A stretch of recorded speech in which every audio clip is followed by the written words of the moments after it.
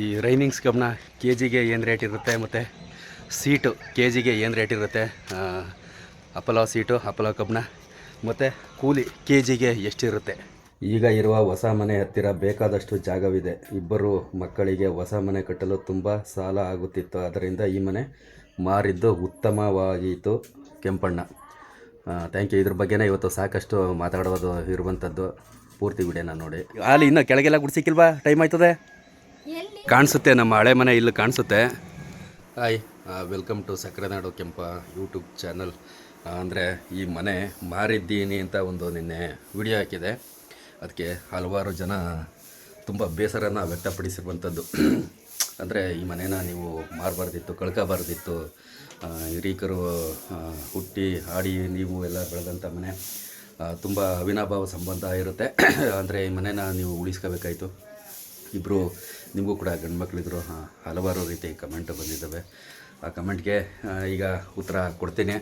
But ಮಾರೋಕ್ಕೆ ಕಾರಣ ಒಂದು, ನಮ್ಮ ಹಳ್ಳಿ ಕಡೆ ಸತ್ಯ ಏನು ಅಂತಂದರೆ 1 ಲಕ್ಷಕ್ಕೆ 24,000 ಬಡ್ಡಿ, 2 ಲಕ್ಷಕ್ಕೆ 48,000, ಇನ್ನೇನು 2,000 ಏನು 50,000 ಅನ್ಕೊಬಿಡಿ.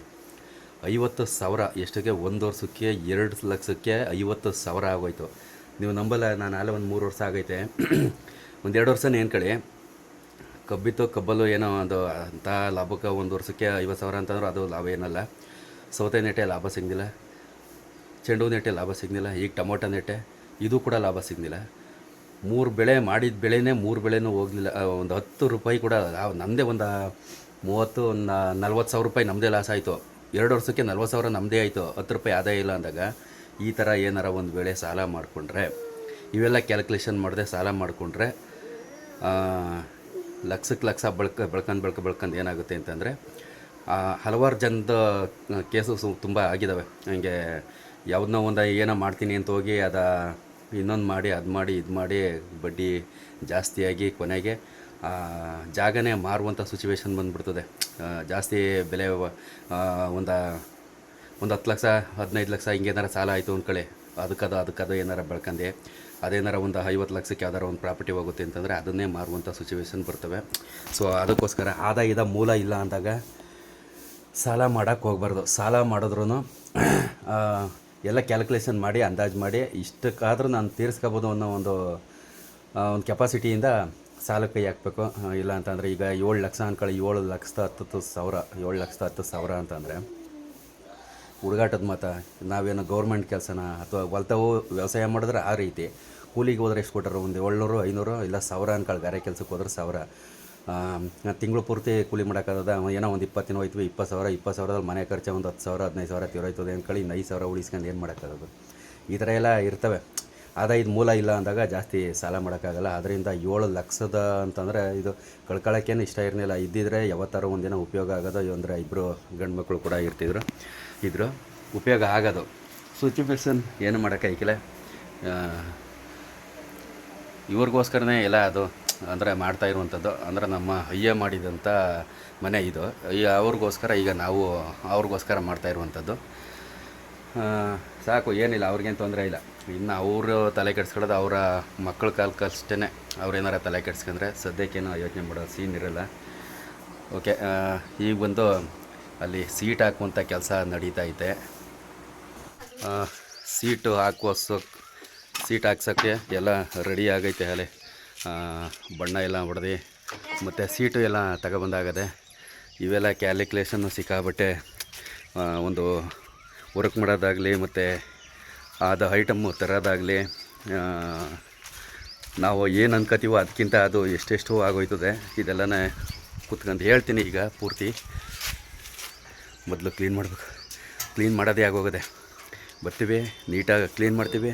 ಈಗ ನಾವಿಲ್ಲಿ ಸೀಟ್ ಹಾಕ್ಸಲ್ಲ ಅನ್ನೋ ಕಾರಣಕ್ಕೆ ಎಲ್ಲನೇ ವಾಶ್ ಮಾಡಿ ಒಂಚೂರು ಧೂಳು ಇಲ್ದಂಗೆ ತೊಳೆದಿದೆ. ಇಲ್ಲಿ ಪೇಂಟ್ ಹೊಡಿಬೇಕಲ್ಲ, ನೀರು ಕುಡಿದಂಗೆ. ಇದು ಸೀಟ್ ಹಾಕ್ಸೋ ಐಡಿಯಾ ಇರಲಿಲ್ಲ. ಅದಕ್ಕೋಸ್ಕರ ಅಲ್ಲೇನಾಯಿತು, ಆಮೇಲೆ ಮನಸ್ಸು ಯಾಕೋ ಚೇಂಜ್ ಆಯಿತು. ಅದು ಯಾಕೆ ಏನು ಅಂತ ಹೇಳ್ತೀನಿ.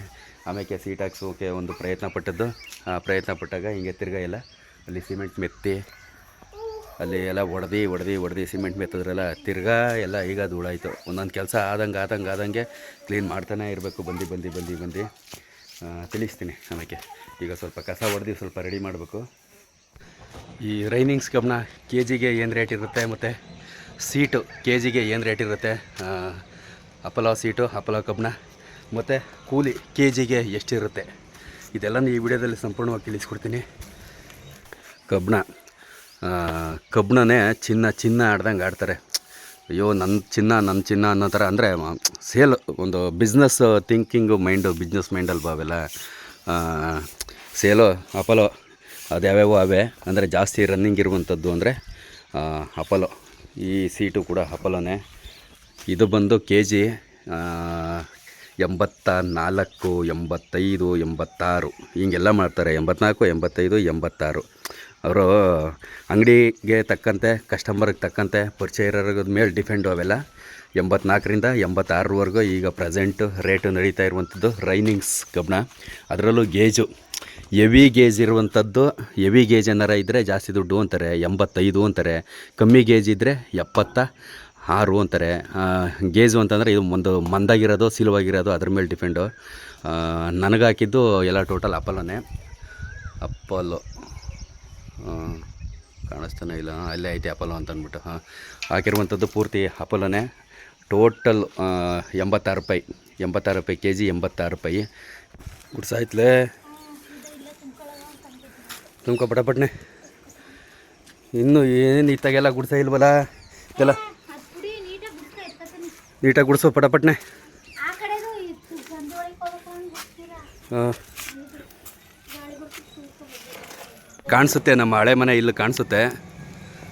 ಇದೆ ಅಲ್ಲಿ ಸೀಪೆ ಗಿಡ ಕಾಣ್ತಾಯ್ತಲ್ಲ, ಅದೇ ನಮ್ಮ ಹಳೆ ಮನೆ. ಇದು ಇಲ್ಲಿ ವೈಫೈ ಕೂಡ ಕಾಣ್ತೈತೆ. ನೀರಿನ ಟ್ಯಾಂಕಿಯಿಂದ ಈ ಕಡೆ ಮನೆ ಮಧ್ಯ ಇರುವಂಥ ಮನೆ, ಅದೇ ನಮ್ಮ ಹಳೆ ಮನೆ. ಇದೇ ಹೊಸ ಮನೆ. ಹಾಂ, ಪಟಾಪಟ್ನೆ ಆ ಕಣ್ಣಿಂದ ಅಲ್ಲಿ ಇನ್ನೂ ಕೆಳಗೆಲ್ಲ ಗುಡ್ಸಿಕ್ಕಿಲ್ವಾ, ಟೈಮ್ ಆಯ್ತದೆ. ಆ ಕಣ್ಣಿಂದ ಒಮ್ಮೆ ಗುಡ್ಸ್ಕೊಬಾಲೆ. ಟ್ಯೂಬ್ಗೆ ಏನಾರು ಟಚ್ ಮಾಡ್ಬಿಟ್ಟು, ಇವು ಟ್ಯೂಬ್ಗಳಿಗೆ ಟ್ಯೂಬ್ ಹೊಡೆದಾಗ್ಬಿಡ್ತವೆ ಇವು. ಅವ ಟ್ಯೂಬು ಮುಟ್ಗಿಟ್ಬಿಟ್ಟು ಅವ ಟ್ಯೂಬ ಮುಟ್ಬೇಡ. ಹಾಂ, ಆ ಸಡ ಗಾಳಿ ಬಿಡ್ತಾ ಇರೋದ್ರಿಂದ ಈ ರೈನಿಂಗ್ಸ್ ವರ್ಕ್ ಮಾಡಬೇಕು ಅಂತಂದರೆ ಸಿಕ್ಕಾಬಟ್ಟೆ ಕಷ್ಟ ಇರ್ತದೆ. ಯಾಕೆಂತಂದರೆ ಗಾಳಿ ಬಿಡ್ತಾನೋ ಅಷ್ಟೇ ಜೋರಾಗಿ. ಅಂದರೆ ಅಲ್ಲಿ ಇವೆಲ್ಲನೇ ಸೆಟ್ಟಿಂಗ್ ಮಾಡ್ಕೋಬೇಕು ಅಂತಂದರೆ ಯಾವುದೇ ರೀತಿ ಒಂದು ಗ್ರಿಪ್ ಇರೋಲ್ಲ. ವೆಲ್ಡಿಂಗ್ ಮಾಡೋದಾಗಲಿ, ಅಲ್ಲಿಗೆ ಕುಣಿಸ್ಕೊಳ್ಳೋದಾಗಲಿ, ಈ ಜಂತಿಗಳನ್ನ ಕುಣಿಸ್ಕೊಳ್ಳೋದು ಈ ಅಂತ ಆದಮೇಲೆ ಏನಿಲ್ಲ, ತೊಂದರೆ ಇಲ್ಲ, ಆರಾಮಾಗಿ ಓಡಾಡ್ಬೋದು. ಆದರೆ ಆ ಸ್ಟಾರ್ಟಿಂಗ್ ಅವಾಗ ಕುಣಿಸ್ಕೊಳ್ಳೋದಾಯ್ತಲ್ಲ, ಅವು ಸಿಕ್ಕಾಬಟ್ಟೆ ಕಷ್ಟ ಇರ್ತದೆ. ದೊಡ್ಡ ಏಣಿ ಒತ್ಕೊಬರ್ಬೇಕು, ಎಲ್ಲಾರ ಇರ್ತಾವಲ್ಲ ಅವ ಏಣಿ ತಗೊಬರ್ಬೇಕು, ಗ್ರಿಪ್ಗೆ ಸಪೋರ್ಟ್ ಮಾಡಿಕೊಡ್ಬೇಕು, ಈ ಥರ ಎಲ್ಲ ಇರ್ತದೆ. ಏಕೆಂತಂದರೆ ಈ ಗಾಳಿ ಬಿಡ್ತದೆ, ನಾವು ಸ್ಕೂಟ್ರಲ್ಲಿ ಹೋಗ್ಬೇಕಾದ್ರೆ ನಮ್ಮನ್ನೇ ಎತ್ತಾಕ ಥರ ಬೀಸ್ಬಿಡ್ತದೆ ಒಂದೊಂದ್ಸಲಿ. ಇದು ಆಸಡ ಗಾಳಿ, ಆದ್ರಿಯ ಮಳೆ, ಮೋಸ್ಟ್ಲಿ ಅದು ತೀರೋಯ್ತೇನೋ ಅನ್ಕೋತೀನಿ. ನೋಡ್ಬೋದು ಅಲ್ಲಿ ಯಾವುದೇ ಥರ ಗ್ರಿಪ್ ಇಲ್ಲದೆ ಯಾವ ಥರ ಕಷ್ಟಪಟ್ಕೊಂಡು ಅಲ್ಲಿ ಕೂತ್ಕೊಂಡು ವೆಲ್ಡಿಂಗ್ನ ಮಾಡಬೇಕು ಅಂತ ಭಯ ಆಯ್ತದೆ ನಿಜವಾಗ್ಲೂ.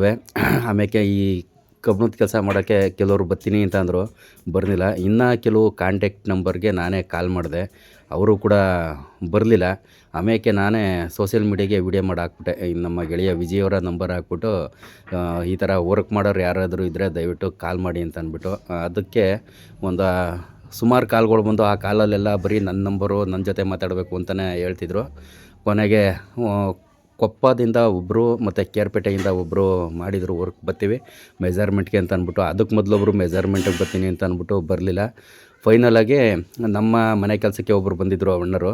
ಕಿಟಕಿ ಕ್ಲೋಸ್ ಮಾಡುವಂಥ ಕೆಲಸಕ್ಕೆ ಒಬ್ಬರು ಹುಡುಗ ಬಂದಿದ್ದರು. ಅವರು ನಮ್ಮ ಬಾವರೇ ಈ ವರ್ಕ್ ಮಾಡ್ತಾರೆ ಅಂತ ಅಂದರು. ಆವಾಗ ಫೋನ್ ಮಾಡಿದಾಗ ಈ ಅಣ್ಣರು ನಮಗೆ ಸಿಕ್ಕಿದ್ದು. ಈ ಅಣ್ಣರು ಇಲ್ಲೇ ದುದ್ದುದಲ್ಲಿ ಇರುವಂಥದ್ದು, ದುದ್ದುದ್ದ ಪಕ್ಕದ ಗ್ರಾಮ ಅಣ್ಣರದು. ಅವರ ಸ್ನೇಹಿತರೆಲ್ಲ ಬಂದು ಎಲ್ಲ ಟಕ್ಕಂತ ಮೆಜರ್ಮೆಂಟು ತಗೊಂಡು, ಆಯಿತು ನಾವೇ ಮಾಡಿಕೊಡ್ತೀವಿ ಅಂತ ಅಂದರು. ಅದಕ್ಕೋಸ್ಕರ ಈ ಅಣ್ಣರಿಗೆ ವರ್ಕ್ನ ಕೊಟ್ಟಿರುವಂಥದ್ದು. ತುಂಬ ಚೆನ್ನಾಗಿ ಮಾಡ್ತಾವ್ರೆ. ಮಾತ್ರ ಸೌದೆನಹಳ್ಳಿ ಅಂತ ಅಂದ್ಬಿಟ್ಟು ಅಣ್ಣರು ಊರು, ಅವರ ಸ್ನೇಹಿತರು. ಅಂದರೆ ಈ ಅಣ್ಣರೇ ಒಬ್ಬೊಬ್ಬರೇ ಒಂದೊಂದು ಊರವರು, ಒಟ್ಟು 3ರಿಂದ 4 ಜನ ಸ್ನೇಹಿತರು ಬಂದು ಈ ವರ್ಕ ಮಾಡ್ತಾ ಇರುವಂಥದ್ದು. ಕೆ ಜಿಗೆ 25 ರೂಪಾಯಿ, 25, 30ವರೆಗೂ ಇರುತ್ತಂತೆ ಲೆಕ್ಕಗಳು. 20, 25, 20 ರೂಪಾಯಿ ಮೇಲ್ಗಡೆಯಿಂದ 30 ರೂಪಾಯಿ ಒಳಗಡೆ ವರ್ಕ್ ಮಾಡುವಂಥದ್ದು ರೈನಿಂಗ್ಸ್ ಕಬ್ಣದ ವರ್ಕು ಮಾಡುವಂಥದ್ದು. ಅದರಲ್ಲೂ ಅಚ್ಚುಕಟ್ಟಾಗಿ ಮಾಡುವಂಥವ್ರು ಇರ್ತಾರೆ. ಇದು ಕ್ಲಿಯರಿಟಿ ಸಿಕ್ತು ನಿಮಗೆ. ಒಂದು ಕೆ ಜಿಗೆ ಏನು ರೇಟು ವರ್ಕ್ ಮಾಡೋಕ್ಕೆ ಅಂತ ಅಂದ್ಬಿಟ್ಟು. ಕಬ್ಣ ಬಂದು 950 ಕೆ ಜಿ, ಸೀಟ್ ಬಂದು 350 kg ಟೋಟಲು ನಾವು ತರಿಸಿರುವಂಥದ್ದು. ಈಗ ಟೋಟಲು ಪೂರ್ತಿ ಅಂದಾಜು ವೆಚ್ಚ ಒಂದು 80,000-90,000 1 ಲಕ್ಷದ ಒಳಗಡೆ ಆಗುತ್ತೆ ಅಂತ ಹೇಳಿದ್ದು. ವರ್ಕ್ ಮಾಡುವಾಗ ಮೆಜರ್ಮೆಂಟಲ್ಲಿ ಒಂದು ಅಂದಾಜು ಲೆಕ್ಕಾಚಾರದಲ್ಲಿ ಅಷ್ಟಾಗುತ್ತೆ ಅಂತ ಅಂದ್ಬಿಟ್ಟು ಪಬ್ ಸೀಟ್ ಅಂತ ಬರ್ತವೆ, ಅದನ್ನೇನಾದರೂ ಹಾಕಿದ್ರೆ ಸೀಟ್ಗೆ 1,10,000 ಆಯ್ತದೆ ಅಂತ ಹೇಳಿದರು. ಈಗ ಟೋಟಲ್ ಆಗದಂಥ ಖರ್ಚು ಮಾಮೂಲಿ ಸೀಟ್ಗೆ, ಅಪೋಲೋ ಸೀಟ್ಗೆ, ಅದರಲ್ಲೂ ಬೇರೆ ಬೇರೆ ಥರ ವೇರಿಯೇಷನ್ ಡಿಸೈನ್ ಎಲ್ಲ ಇರ್ತವೆ, ಯಾವ್ದು ಬೇಕಾದರೂ ಹಾಕಿಸ್ಕೋಬೋದು. 135 ರೂಪಾಯಿ ಸೀಟು, 1 kgಗೆ 135 ರೂಪಾಯಿ. ನಾವು ತಗೊಬರೋಕ್ಕೆ ವರ್ಕ್ ಮಾಡೋದು ಮಾಮೂಲಿ 20-30 ಒಳಗಡೆ ಇರ್ತದೆ ವರ್ಕ್ ಮಾಡುವಂಥದ್ದು. ಟೋಟಲು ರೈನಿಂಗ್ಸ್ ಕಬ್ಬಣ ಬಂದು 86, ಸೀಟ್ ಬಂದು 135. ವರ್ಕ್ ಮಾಡೋರಿಗೆ ಒಂದು 25 ಅಂದ್ಕೊಳ್ಳಿ, ಅದು ಬೇರೆ ಲೆಕ್ಕಾಚಾರ ಇದ್ರೂ ಅದು ಕಮ್ಮಿ ಆಗ್ಬೋದು ಜಾಸ್ತಿ ಆಗ್ಬೋದು, ಒಂದು ಅಂದಾಜಲ್ಲಿ ಹೇಳಿರುವಂಥದ್ದು. ಯಾಕೆಂದ್ರೆ ನಾವು ಯಾವುದೋ ಒಂದು ರೇಟ್ ಹೇಳಿದಾಗ ನೀವು ಅಲ್ಲಿ ಕೆಂಪಣ್ಣವ್ರ ಮನೆಗೆ ಹಿಂಗೆ ವರ್ಕ್ ಮಾಡಿದಿರಿ, ನಮಗೆ ಯಾಕೆ ಹಿಂಗೆ ಜಾಸ್ತಿ ಇಲ್ಲ ಕಮ್ಮಿ ಈ ಥರ ಹೇಳ್ತೇವೆ. ಅದಕ್ಕೆ ಕರೆಕ್ಟಾಗಿ ಅವರು ಕೆ ಜಿಗೆ ಏನು ವರ್ಕ್ ಮಾಡಿದ್ದಾರೆ ಅಂತ ಅಂದ್ಬಿಟ್ಟು ಪೂರ್ತಿ ಮಾಹಿತಿನ ತಿಳಿಸ್ತಾ ಇಲ್ಲ. ಒಂದ್ರ ಒಳಗಡೆ ಆ ಕೆಲಸ ಆಗುತ್ತಲ್ಲ ಸೀಟ್ ಕೆಲಸ ಅನ್ನೋ ಕಾರಣಕ್ಕೆ ಕೈ ಹಾಕಿದ್ದು. ಅಂದರೆ ಮಳೆ ಹೋದಾಗ ನೀರು ಇರುತ್ತೋದಾಗ ಡೋರಲ್ಲಿ ನೀರು ರೂಮ್ಗಳಿಗೆ ಉಂಟೋಗೋದು, ಆಮೇಲೆ ಹೊರಗಡೆ ಸ್ವಿಚ್ ಬೋರ್ಡ್ಗೆಲ್ಲ ನೀರು ಉಂಟೋಗೋ ಸಾಧ್ಯತೆ ಇರುತ್ತದೆ ಅನ್ನೋ ಒಂದು ಕಾರಣಕ್ಕೋಸ್ಕರ ಆಮೇಲೆ ಮನೆ ಮಾಡಬೇಕಾದ್ರೆ ಆ ಕೆಲಸಗಳ ಏನಾರ ಪೆಂಡಿಂಗ್ ಉಳಿಸ್ಕೊತು ಅಂತಂದರೆ ಅವು ಕೆಲವೊಂದು 2 ವರ್ಷ ಆದರೂ ಆಗಲ್ಲ, ಒಂದು 10 ವರ್ಷ ಆದರೂ 10 ವರ್ಷದ ನಂತರ ಸೀಟ್ ಹಾಕ್ಸಿರೋರು ಇರ್ತಾರೆ. ಹಂಗೆ ಕೈ ಬಿಟ್ಬಿಟ್ರೆ ಅದೇ ಹಿಡಿದ ಕೈಲಿ ಆಗೋಲಿ ಅನ್ನೋ ಒಂದು ಕಾರಣಕ್ಕೋಸ್ಕರ ನಾನು ಆ ಕೆಲಸನ ಶುರು ಮಾಡಿದ್ದು. ಎಲ್ಲಿಗೆ ಹೋಗ್ತಾಯಿದ್ದೆ ಅಂತಂದರೆ ಟೋಟಲ್ಲು 160 ಪ್ಲಸ್ಸು 160 ಚಿಲ್ಲರೆ ಅದ್ರ ಮೇಲೆ ದಾಟ್ಬೋದು ಅನ್ಕೋತೀನಿ. ಏಕೆಂತಂದರೆ ಈಗ ಸೀಟ್ ಹಾಕೋಕ್ಕೆ ಮೋಸ್ಟ್ಲಿ ನಾಳೆ ಬರ್ಬೋದು, ಅದು ಫಿನಿಶಿಂಗ್ ಆಗೋದಕ್ಕೆ 160 ಮೇಲೆ ಆಗುತ್ತೆ ಅಂತ ಅಂದ್ಕೊಳ್ಳಿ. ಎಷ್ಟಾಗುತ್ತೆ ಅಂತ ಕೇಳ್ತಾರೆ. ಅಂದರೆ ಅಂದು ಹೇಳಿದ್ದೀನಿ ಅಲ್ಲ, 950 kg ಕಬ್ಬಣ ಮತ್ತು 350 kg ಸೀಟು ಇಷ್ಟಕ್ಕೆ. ಅಂದರೆ ಇನ್ನೂ ಸಣ್ಣ ಪುಟ್ಟ ಏನಾರು ತಂದಿದ್ರೆ ಅವು ಎಲ್ಲ ಸೇರ್ಕೊಂಡು ಇನ್ಕ್ಲೂಡು ಜಾಸ್ತಿನೇ ಆಗಿರ್ತವೆ. 1,000 kg 1 ಟನ್ನು ಅಂದ್ಕೊಳ್ಳಿ, ಕಬ್ಬಣ 1 ಟನ್ನೇ ಬೇಕಾಗಿರ್ತದೆ ಅಂದ್ಕೊಳ್ಳಿ. ಇಷ್ಟಕ್ಕೆ 160 ಚಿಲ್ಲರೆ ಖರ್ಚು ಬೀಳುತ್ತೆ, ಕೂಲಿಯಿಂದ ಸೀಟಿಂದ ಕಬ್ಬಣದಿಂದ ಹಿಡಿದು ಇಷ್ಟು ಅಂದಾಜು ವೆಚ್ಚ ಇಷ್ಟಾಗುತ್ತೆ ಸೀಟ್ ಹಾಕಿಸ್ತೀನಿ ಅಂತ ಅಂದರೆ ಒಂದು ಸಣ್ಣ ಪುಟ್ಟ ಮಾಹಿತಿ. ಅಂದರೆ ನಾವೇನು ಅದಕ್ಕೆ ಖರ್ಚು ಮಾಡ್ತೀವೋ ಅಂಥದ್ದೊಂದು ಸಣ್ಣ ಪುಟ್ಟ ಮಾಹಿತಿನ ನಿಮ್ಮ ಜೊತೆ ಶೇರ್ ಮಾಡ್ಕೊಳ್ಳುವಂಥದ್ದು. ಅದಕ್ಕೂ ಅದೇ ನಿನ್ನೆ ನಾನು ಹೇಳ್ದಂಗೆ ಕಟ್ಟಬಾರದು ಮನೆ ಏನಾರ ಕಟ್ತದೆ ಅನ್ನೋ ಥರ ಕಮೆಂಟ್ ಬರ್ತವೆ ಅನ್ನೋ ಉದ್ದೇಶಕ್ಕೋಸ್ಕರ ಕೆಲವೊಂದು ಈಗ ನಾವು ಅದು ಖರ್ಚು ಮಾಡಿದ್ಮೇಲೆ ನಮ್ಗೆ ಕೂಡ ಇಷ್ಟ ಆಗುತ್ತೆ ಅಂತ ಗೊತ್ತಾಗೋದು.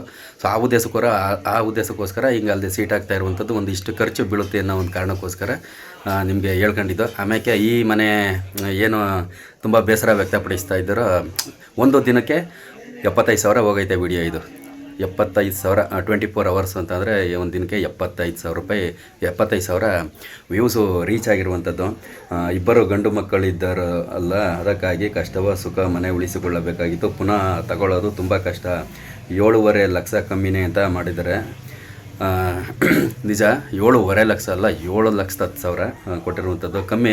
ಬಟ್ ನಾವು ಯಾವುದನ್ನೇ ಹೊಲ ಆಗಲಿ ಮನೆ ಆಗಲಿ ಕಳ್ಕೊಂಡ್ರೆ ಮತ್ತೆ ತಗೊಳಕ್ಕಾಗಲ್ಲ. ತುಂಬ ಕಷ್ಟ ಐತೆ ನಿಜ ನಿಮ್ಮ ಮಾತು. ಬಟ್ ಸಿಚುವೇಶನ್ ನಮ್ದು ಆ ಥರ ಇರೋದ್ರಿಂದ ಮಾರೋ ಸಿಚುವೇಶನ್ ಬಂತು, ಅದಕ್ಕೋಸ್ಕರ ಮಾರಿರುವಂಥದ್ದು. ಹೌದು ಕೆಂಪಣ್ಣ, ಹೆಚ್ಚು ಸಾಲ ಮಾಡಿಕೊಂಡು ಜೀವನ ಮಾಡುವುದು ಕಷ್ಟ. ನಿಜ, ನಮ್ಮಳ್ಳಿ ಕಡೆ ಸಾಲ ಮಾಡಿಕೊಂಡ್ರೆ ತುಂಬ ಕಷ್ಟ ಇರ್ತದೆ. ಮಹಾಲಕ್ಷ್ಮಿ, ನಿಮ್ಮ ಥರ ಕಷ್ಟಪಡೋ ಯೂಟ್ಯೂಬರ್ಸ್ನ ಬೆಳೆಸಬೇಕು, ನಿಮ್ಮ ವ್ಲಾಗ್ಸ್ ಚೆನ್ನಾಗಿರುತ್ತೆ. ಥ್ಯಾಂಕ್ ಯು ಅಕ್ಕ, thank you so much. Appu ಅಂತ ಕಮೆಂಟ್ ಮಾಡ್ಯಾರೆ. ಕೆಂಪಣ್ಣ ಏನು ದಡ್ಡ ಅಲ್ಲ ಬುಡ್ರಣ್ಣ, ಅವರ ಊರ ಕಡೆ ಏನು ಬಜಾರ್ ಓಡ್ತಾ ಇರುತ್ತೆ ಆ ರೇಟಿಗೆ ಕೊಟ್ಟಿರುತ್ತಾರೆ. ಹೌದು ಬ್ರದರ್. ಅಂದರೆ ಇಲ್ಲಿ ಕೆಲವೊಂದು ಕಡೆನೇ ಕೆಲವೊಂದು ಬಜಾರ್ಗಳಿರ್ತವೆ. ಈಗ ನಾವೇನು ಮನೆ ಕಟ್ತಾವೆ ಅಲ್ಲಿ ಕುಂಟೆನೇ 3 ಲಕ್ಷ ಇರುತ್ತೆ. ಇಲ್ಲಿ ಆ ಬಜಾರು ಇಲ್ಲಿರಲ್ಲ. ಅಂದರೆ ಮನೆಗೆ ವ್ಯಾಲ್ಯೂ ಕಟ್ಟಲ್ಲ, ಏನೋ ಈ ಜಾಗಕ್ಕೆ ಮಾತ್ರನೇ ವ್ಯಾಲ್ಯೂಯೇಷನ್ ಕಟ್ಟುವಂಥದ್ದು. ಹಳೆ ಮನೆ ಅಂತ ಅಂದಾಗ ಮನೆಗಳಿಗೆ ಜಾಸ್ತಿ ಯಾರು ಅಷ್ಟು ವ್ಯಾಲ್ಯೂಯೇಷನ್ನು ಅಪ್ ಮಾಡಲ್ಲ ಊರೊಳಗಡೆ. ಏಕೆಂದರೆ ಇಲ್ಲೆಲ್ಲ ಒಂದು ಮನೆ ಮಾಡಬೇಕಂದ್ರೆ ಈ ಇಟಾಡೆ ಒಳಗೆ ಈ ರಸ್ತೆ ಒಳಗೆ ಮೆಟೀರಿಯಲ್ಸ್ ತಂದು ಇದು ಡೆಮೊಲೇಷನ್ ಮಾಡಿ ಮನೆ ಮಾಡಬೇಕಂದ್ರೆ ತುಂಬ ಕಷ್ಟ ಇರ್ತದೆ. ಆ ಉದ್ದೇಶಕ್ಕೋಸ್ಕರ ಥ್ಯಾಂಕ್ ಯು. ಇರಲಿ ನಿಮ್ಮ ಪ್ರೀತಿ ಅಭಿಮಾನ. ನೆಕ್ಸ್ಟು ವಿಡಿಯೋದಲ್ಲಿ ಮತ್ತೆ ಸಿಗೋಣ. Thank you so much.